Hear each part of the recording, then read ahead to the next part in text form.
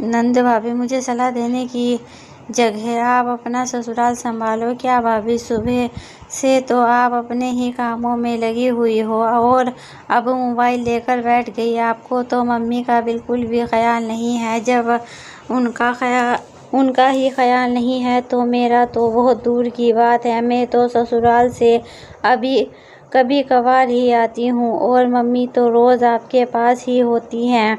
ऐसे नहीं कि थोड़ी देर उनके पास बैठ जाएं। बेचारी मम्मी अकेले कैसे वक्त काटती होंगी। विनीता अपनी भाभी देविका को सुनाते हुए बोली, जो कभी कुछ देर पहले ही अपने कमरे में आई थी और अपने मोबाइल पर मैसेज चेक कर रही थी। देविका, आप बैठी तो थी मम्मी के पास, तो मम्मी अकेले कहाँ थी? और वैसे भी मैं थक गई थी तो थोड़ा आराम करने के लिए अपने कमरे में आ गई। देविका ने विनीता को जवाब दिया, अरे ऐसा कौन सा काम करा लिया हमने आपसे जो आप थक गई हैं? ये तो रोज का रूटीन वाला ही काम है। अब तक तो आपके प्रैक्टिस हो जानी चाहिए थी। भला इसमें क्या थकावट? विनीता अपनी हीरो में बोली, हो सकता है दीदी आपको थकावट नहीं होती होगी, पर मुझे तो हो जाती है।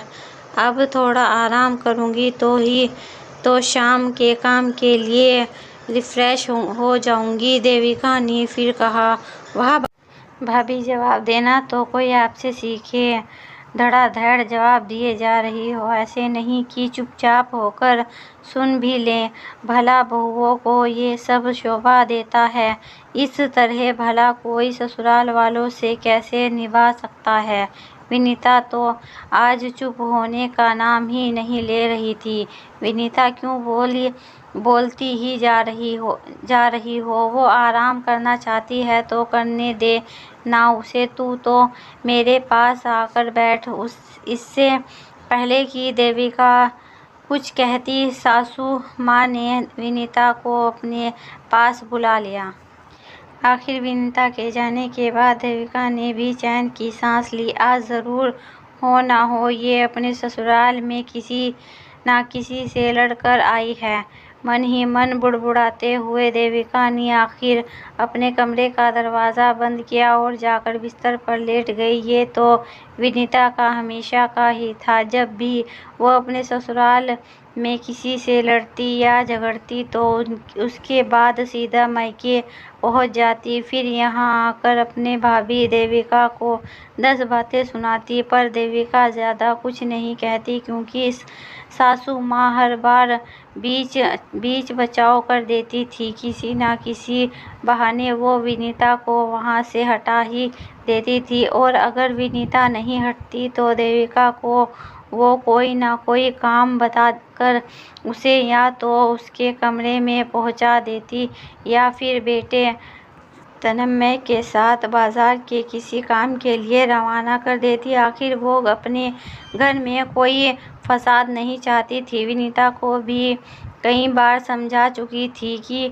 अपने घर की लड़ाई झगड़े वो इस घर में लेकर ना आए, लेकिन वो थी कि समझने का नाम ही नहीं लेती थी। अगर सासू माँ थोड़ी तेज आवाज़ में कह देती तो रोना धोना मचा देती। लोग अपनी बेटियों का साथ देते हैं, लेकिन आप तो मेरी दुश्मन बनी बैठी हो। मेरे ससुराल वाले भी मेरे नहीं हैं और अब आप भी मेरे नहीं रहे। आखिर मैं जाऊं तो जाऊं कहाँ?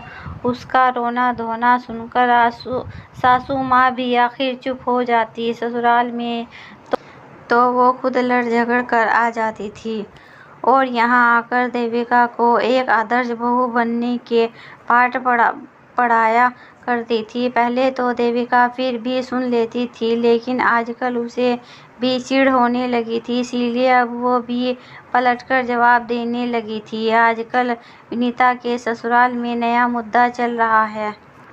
अगले हफ्ते उसकी ननद के यहाँ उसके बच्चे का पहले जन्मदिन का प्रोग्राम होना है और उसके लिए सासू माँ और उसके पति ने सोने की चैन तोहफे के तौर पर डिसाइड की है। बस यही बात विनीता को पसंद नहीं आई, इसीलिए तो अपनी सास और पति से लड़ पड़ी और लड़ झगड़कर मायके आकर बैठ गई। तब भी उसने यहाँ आकर काफ़ी हंगामा किया था और देविका को खूब परेशान किया था। 2 दिन पहले ही जैसे तैसे समझाया बुझाकर उसे ससुराल भेजा था। आज उसकी सास और पति सोने की चैन खरीदने जाने वाले थे तो उसने भी जिद कर दी कि उसके बेटे के लिए सोने की चैन आनी चाहिए। उसकी ये जिद सुनकर उसके पति ने कहा, विनीता क्यों जिद कर रही हो? अभी तो हम एक ही सोने की चैन खरीद सकते हैं अपने बेटे को, तो मैं उसके जन्मदिन पर सोने की चैन दिला दूंगा। नहीं, मुझे तो अभी सोने की चैन चाहिए। नंद के बेटे के लिए सोने की चैन लाने के लिए पैसे हैं आपके पास, खुद के बेटे के लिए नहीं है। पूरा घर नंद को लुटा दो, अपने बीवी बच्चों को बिल्कुल ध्यान मत दो। कैसी बात कर रही हो तुम? मैं अपनी बहन को सिर्फ मौके पर ही तो कुछ ना कुछ दे देता हूँ, हमेशा तो उसे नहीं लाकर देता। तुम्हारे मायके वाले भी तो तुम्हें देते हैं, फिर मैं क्यों ना दूँ अपनी बहन को? मेरे मायके वालों के बीच में लाने की ज़रूरत नहीं है। तुम्हारी बहन ने तो मेरे बेटे के जन्मदिन पर कोई ढंग का तोहफा लाकर नहीं दिया था। क्या लेकर आई थी वो? 5 ड्रेस और एक चांदी के कड़े और पायल और वो कुछ खिलौने। उसने तो कभी कुछ ढंग का नहीं दिया मेरे बेटे को। इसीलिए तुम भी अपनी बहन के बेटे को सोने की चैन नहीं दोगे। देना है तो कुछ छोटा मोटा गिफ्ट लाकर दे दो।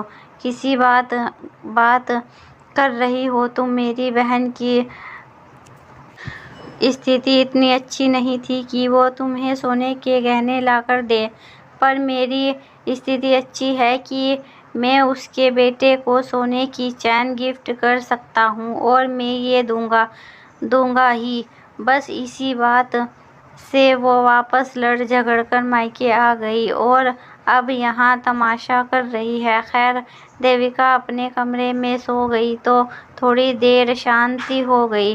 कुछ देर बाद देविका का भाई उससे मिलने आया तो देविका उठी और उससे मिलने के लिए बाहर हॉल में आ गई। कुछ देर रुक कर उसे चाय नाश्ता सर्व करने लगी और उसके पास बैठकर उससे बातचीत की। थोड़ी देर रुककर भाई वहाँ से रवाना हो गया। उसके रवाना होते ही विनीता फिर से शुरू हो गई। वह अब थकावट नहीं हुई, उठकर भाई के पास बातें करने के लिए आ गई और ये बात बिना मम्मी से पूछे तुमने भाई को मिठाई भी सर्व कर दी, ज़्यादा अपनी मनमानी करने लगी हो। पूरा घर लुटा दो अपने मायके वालों पर। विनीता चुप कर क्या बोले जा रही है। सासू माँ ने उसे रोकने की कोशिश की, क्योंकि अब तो पक्का था कि अब देविका ज़रूर बोलेगी। आखिर कौन लड़की अपने मायके वालों के खिलाफ सुनना पसंद करेगी। इसीलिए सासू माँ ने उसे चुप करने की पूरी कोशिश की, पर वो थी कि सुनने का नाम ही नहीं ले रही थी। वह अपने फकीर मायके वालों को भी तो मिठाई खिला रही हो और यहाँ ससुराल वाले बैठे तुम्हारा इंतज़ार करते रहे कि कब बहू रानी निकलकर बाहर उससे बात करने आएगी। अरे ऐसी फकीरों को चुप करो दीदी, कुछ भी बोले जा रही हो। अचानक देविका भड़क गई। आखिर कौन सी लड़की अपने मायके वालों के लिए इस तरह के शब्द इस्तेमाल करती हुई सुन सकती है? मुझे आदर्श बहू का पाठ पढ़ाने की जगह पहले आप अपना खुद का ससुराल तो संभाल लो। खुद के अलावा कोई आप आसपास में दिखाई भी नहीं देता। आपको खुद के पास इतना कुछ है, लेकिन खुद की गरीब नंद नहीं दिखाई दे रही आपको और मुझसे उम्मीद कर रही हो कि मैं आपको सम्मान दूं। आपके कर्म भी हैं कि कोई आपको सम्मान दे। आइंदा मेरे मायके वालों के लिए कुछ भी कहा ना तो देख लेना, मैं बर्दाश्त नहीं करूंगी, कहकर देविका गुस्से में अपने कमरे में चली गई। उसकी बात सुनकर विनीता को जैसे कोई सदमा लगा हो। तभी सासू माँ ने भी कहा, विनीता संभल जा, अगर तुझे तेरा मायका जिंदा रखना है ना, तो कम से कम अपने घर की आग यहाँ मत लेकर आया कर। यहाँ आकर उसे समझाने से अच्छा है कि खुद पहले अपना घर संभाल ले। सलाह भी उस इंसान की ही अच्छी लगती है जो खुद उस बात को अमल करता हो। खुद के ससुराल में तो निभा नहीं पा रही है और यहाँ आकर उसे आदर्श बहू का पाठ पढ़ा रही है। भगवान के लिए मेरे घर को बख्श दे। आखिर अपनी माँ को लंबे हाथ जोड़ते देखकर विनीता चुप हो गई। इतनी जोर से तो कभी उसकी सास ने और पति ने भी नहीं डांटा था। इतना तो समझ में आ गया कि उसके नखरे तो उसका पति ही उठा सकता है। यहाँ पर तो अपनी दाल गलने वाली नहीं है, इसीलिए कुछ देर ही अपने ससुराल खुद ब खुद रवाना हो गई। आखिर सुनने में आया कि नंद के बेटे के जन्मदिन पर पति और सास ने सोने की चैन ही गिफ्ट की और विनीता वहाँ भी मुंह फुलाए ही रही। अगर आपको हमारी कहानी पसंद आई हो तो लाइक कीजिए, शेयर कीजिए, सब्सक्राइब कीजिए ऐसी दूसरी कहानी के लिए और हमारी सपोर्ट कीजिए।